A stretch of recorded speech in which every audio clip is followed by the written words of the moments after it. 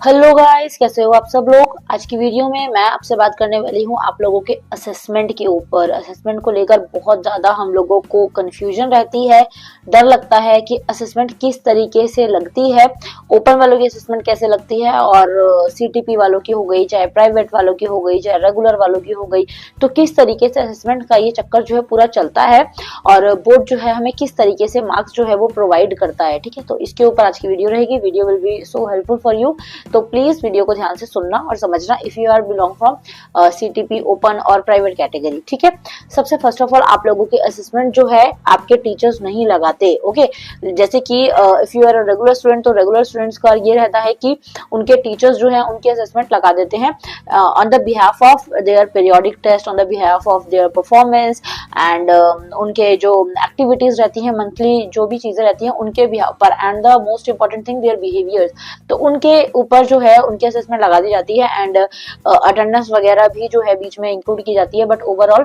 वो अपने हिसाब से अटेंडेंस लगा देते हैं, मतलब असेसमेंट लगा देते हैं। ओके, 20 की असेसमेंट होती है, मिनिमम 15-16 असेसमेंट सब की जाती है। जो रेगुलर स्टूडेंट है, टॉकिंग अबाउट देम, ओके, जो भी रेगुलर स्टूडेंट है उनकी 15-16 मतलब ये मिनिमम बोल रही हूँ मैं, अदरवाइज टीचर्स जो है दे गिव असेसमेंट 17, 18, 19 और 20। ठीक है, इतनी असेसमेंट आप लोगों की लगती है। सो रेगुलर वालों को तो इतनी ज्यादा टेंशन लेने की जरूरत नहीं है, but if you are from open category और प्राइवेट कैटेगरी और सीटीपी कैटेगरी, तो आप लोगों की किस तरीके से लगती है। जैसे कोई मुझसे कमेंट सेक्शन में भी पूछ रहा था कि सीटीपी असेसमेंट को लेकर कि मतलब हम लोगों के मार्क्स जैसे कि 10, 12, 13, 14, 15 नंबर में हमें पास कर दिया जाता है, बट हमें 25 नंबर आए, 27 नंबर आए और 20 नंबर आए और 13, 14 में आप बोल रहे थे पास हो जाते हैं, बट हम लोगों को फेल कर दिया गया।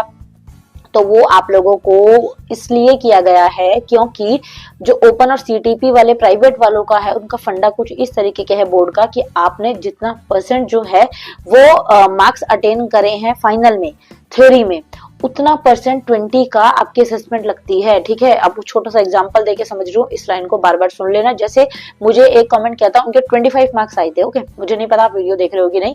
25 मार्क्स आपके आए हैं और आप बोल रहे हो कि मैं 10th में हूँ और मेरे को स्टिल फेल कर दिया गया है, तो 25 मार्क्स जो है वो 21% होता है। ठीक है, 80 अगर आप टोटल मिला के देखें तो, ठीक है, तो आपके सिर्फ 21% जो है ना, आपके 20 का असेसमेंट ऐड होगी आपकी। ठीक है, तो वही सेम जितना परसेंटेज आप 80 में से लेकर आए हो थ्योरी में, उतनी परसेंटेज आपके 20 से लगेगी आपकी असेसमेंट में, और फिर वो ऐड करके देखा जाता है। 33 नहीं बनते तो आपको फेल कर दिया जाता है, और बच्चों को लगता है हमारे तो 13-14 से ज्यादा थे फिर भी फेल हो गए। अब दिमाग में हमारे ये नहीं घुस रहा है कि मैम किसका कितना परसेंट, हमें तो ये चीज समझ ही नहीं आ रही है। तो मैं आपको एक मोटा सा एग्जांपल देके बता देती हूँ कि 80 का कितना परसेंट। मान लो आपके 25 नंबर आए and if you are belong from private और सीटीपी और ओपन कैटेगरी, तो आपको 25 नंबर लेकर आए, and if you are in 10th class, तो 10th क्लास के अंदर तो भाई मैम ने बताया है कि 13, 14, 15 भी पास है, तो हम 25 नंबर भी कंपार्टमेंट क्यों फेस कर रहे हैं।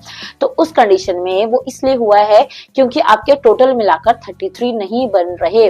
33 कब बनने चाहिए, मैंने बोला था जब 20 या 19 असेसमेंट होगी तब आपके थ्योरी में 13-14 नंबर के बाद प्लस करके 33 बन जाएंगे और आप पास हो जाओगे। बट ऐसा क्यों, जब आपकी असेसमेंट ही 4, 5, 6 हो और आपके 25 नंबर आए हो, तो 25 और 4 तो 29 बनते हैं, 33 तो आप क्रॉस ही नहीं कर पाए। तो उस कंडीशन में आपको कंपार्टमेंट फेस करनी पड़ती है, और गलतफहमी ये हो जाती है कि ओपन वालों के साथ अनफेयर हुआ, प्राइवेट वालों के साथ अनफेयर हुआ। ऐसा तो होता ही नहीं है, हम लोग सब तो रूल ही फॉलो नहीं होता। हाँ, थोड़ा सा अनफेयर चीज है कि आपको ये जो रूल लगाया हुआ है इन्होंने असेसमेंट का फॉर प्राइवेट और सीटीपी कैंडिडेट्स, तो ये थोड़ा सा बेकार है, बट ये इसी तरीके से रहता है। ठीक है, जैसे कि आपके 25 नंबर हैं, 25 में से आपका 80 का कितना परसेंट आपने अचीव किया, 80 का आपने सिर्फ 21% अचीव किया। ठीक है, 80 से परसेंटेज कैलकुलेट होती है। अब उसी में 20 का भी आपको 21% ही वहां पे मानने होगा। तो 20 का जब 20%, क्योंकि 20 आपके असेसमेंट है, 20 का जब 21% निकालोगे तो वो 4 पॉइंट समथिंग आएगा। तो 25 थ्योरी में से 4 असेसमेंट के लगाएंगे वो लोग, तो टोटल बने 29, 30 मान लो। ठीक है, तो 33 तो नहीं क्रॉस कर पाए आप। तो उस कंडीशन में गाइज आपकी कंपार्टमेंट आती है। तो इसलिए ज्यादा से ज्यादा कोशिश करनी है, if you belong from CTP private और open category, so please try to gain more marks in theory exam, ठीक है, उसी के बेस पर आपकी असेसमेंट लगेगी। तो this is most important rule for you all, तो इसका आप लोगों को ध्यान रखना है and don't forget this thing in your examination. तो जो आता है, जितना आता है लिख कर आना, ब्लैंक शीट बिल्कुल नहीं छोड़नी।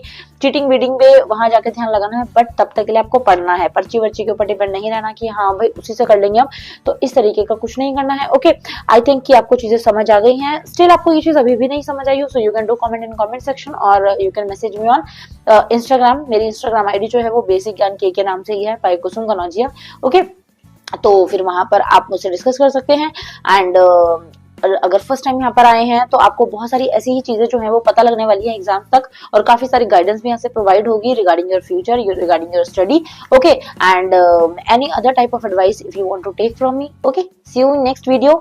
एंड रूल थोड़ा सा कंफ्यूजन वाला है, बट अगर आप वीडियो को 1 से 2 बार या 3 बार देख लोगे तो आराम से समझ आ जाएगी वो चीज, ठीक है। और नेक्स्ट वीडियो में फिर मिलेंगे। Thank you so much, bye bye.